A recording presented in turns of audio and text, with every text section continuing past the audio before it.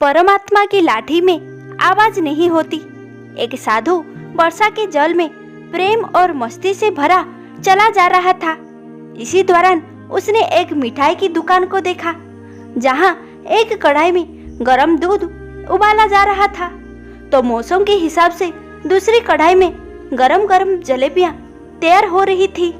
साधु कुछ क्षणों के लिए वहां रुक गया। शायद भूख का एहसास हो रहा था या मौसम का असर था। साधु कुछ खाना चाहता था, लेकिन जेब ही नहीं थी, तो पैसे भला कहां से होते। साधु कुछ पल से हाथ सेकने के बाद चला ही जाना चाहता था कि नेकदिल हलवाई से रहा नहीं गया और एक प्याला गरम दूध और कुछ जलेबियां साधु को दे दी। मलंग ने गरम जलेबियां गरम दूध के साथ खाई और फिर हाथों को ऊपर की ओर उठाकर हलवाई के लिए प्रार्थना की और आगे चल दिया। साधु बाबा का पेट भर चुका था। दुनिया के दुखों से बेपरवाह वो फिर एक नए जोश से बारिश के गंदले पानी के छींटे उड़ाता चला जा रहा था। यह इस बात से बेखबर था कि एक युवा नए विवाहित जोड़ा भी वर्षा के जल से उसके पीछे चला आ रहा है। एक बार इस मस्त साधु ने बारिश के गंदले पानी में जोर से लात मारी। बारिश का पानी उड़ता हुआ सीधा पीछे आने वाली युवती के कपड़ों को भिगो गया और उस औरत के कीमती कपड़े कीचड़ से लथपथ हो गए। उसके युवा पति से यह बात बर्दाश्त नहीं हुई, इसलिए वो आस्तीन चढ़ाकर आगे बढ़ा और साधु के कपड़ों को पकड़कर खींचकर कहने लगा, अंधा है, तुमको नजर नहीं आता?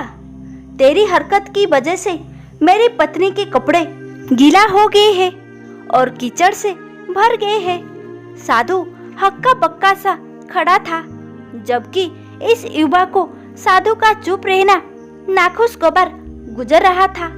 महिला ने आगे बढ़कर युवा के हाथों से साधु को छुड़ाना भी चाहा, लेकिन युवा की आंखों से निकलती नफरत की चिंगारी देख वो भी पीछे खिसकने पर मजबूर हो गई। आखिर जवानी के नशे में चूर इस युवक ने एक जोरदार थप्पड़ साधु के चेहरे पर जड़ दिया। बूढ़ा मलंग थप्पड़ की ताब ना झेलता हुआ कीचड़ में जा गिरा। युवक ने जब साधु को नीचे गिरता देखा तो मुस्कुराते हुआ वहां से चल दिया। बूढ़ा साधु ने आकाश की ओर देखा और उसके होठों से निकला, वाह मेरे भगवान, कभी गरम दूध जलेबियां और कभी गरम थप्पड़, लेकिन तू अगर चाहे मुझे भी वही पसंद है। यह कहता हुआ वो एक बार फिर अपने रास्ते पर चल दिया। दूसरी ओर वो युवा जोड़ा अपनी मस्ती को समर्पित अपनी मंजिल के सामने पहुंचकर रुक गए। वे अपने घर पहुंच गए थे। युवा अपनी जेब से चाबी निकालकर अपनी पत्नी से हंसी मजाक करते हुए ऊपर घर की सीढ़ियां तय कर रहा था।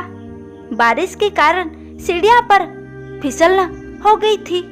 अचानक युवा का पैर फिसल गया और वो सीढ़ियों से नीचे गिरने लगा। महिला ने शोर मचाकर लोगों का ध्यान पति की ओर आकर्षित करने लगी, जिसके वजह से उसके संबंधी और दूसरे लोग तत्काल युवक को अस्पताल ले गए। युवक का सिर फट गया था और कुछ ही देर में ज्यादा खून बहने लगा। लोगों ने दूर से आते साधु बाबा को देखा तो आपस में कानाफूसी होने लगी कि निश्चित रूप से इस साधु बाबा ने थप्पड़ खाकर युवा को श्राप दिया है, तभी उसे चोट लगी। कुछ युवक ने यह बात सुनकर साधु बाबा को घेर लिया। एक युवक कहने लगा कि आप कैसे भगवान के भक्त हैं, जो केवल एक थप्पड़ के कारण युवा को श्राप दे बैठे। साधु बाबा कहने लगा, भगवान की कसम, मैंने इस युवा को श्राप नहीं दिया। अगर आपने श्राप नहीं दिया तो ऐसा नौजवान युवा सीढ़ियों से कैसे गिरा कि उसे इतनी गहरी चोट आई। तब साधु बाबा ने दर्शकों से एक अनोखा सवाल किया कि आप में से कोई इस सब घटना का चश्मदीद गवाह मौजूद है। एक युवक ने आगे बढ़कर कहा, हाँ, मैं इस घटना का चश्मदीद गवाह हूँ।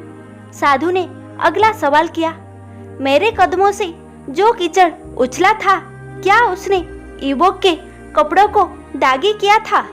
युवा बोला, नहीं, लेकिन महिला के कपड़े जरूर खराब हुए थे।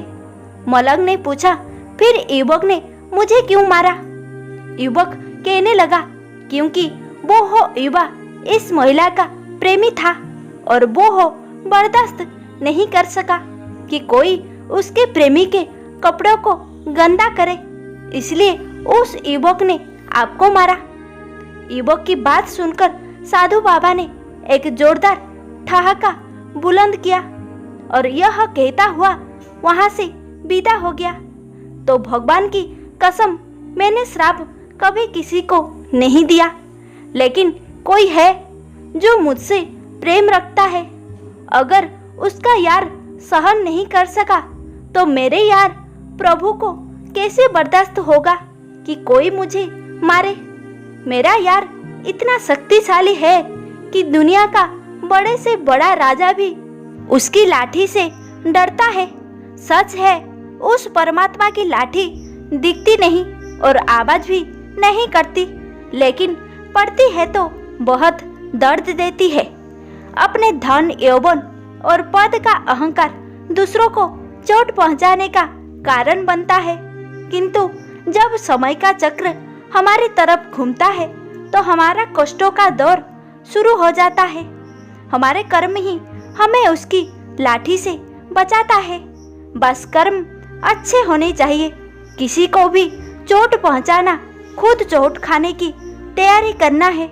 हमें अपने गलत कर्मों से डरना चाहिए, क्योंकि ईश्वर की लाठी में आवाज नहीं होती है। आशा करती हूँ आपको ये कहानी पसंद आई होगी। वीडियो पसंद आई तो लाइक, सब्सक्राइब, शेयर अवश्य करें। वीडियो को लास्ट तक देखने के लिए बहुत बहुत धन्यवाद।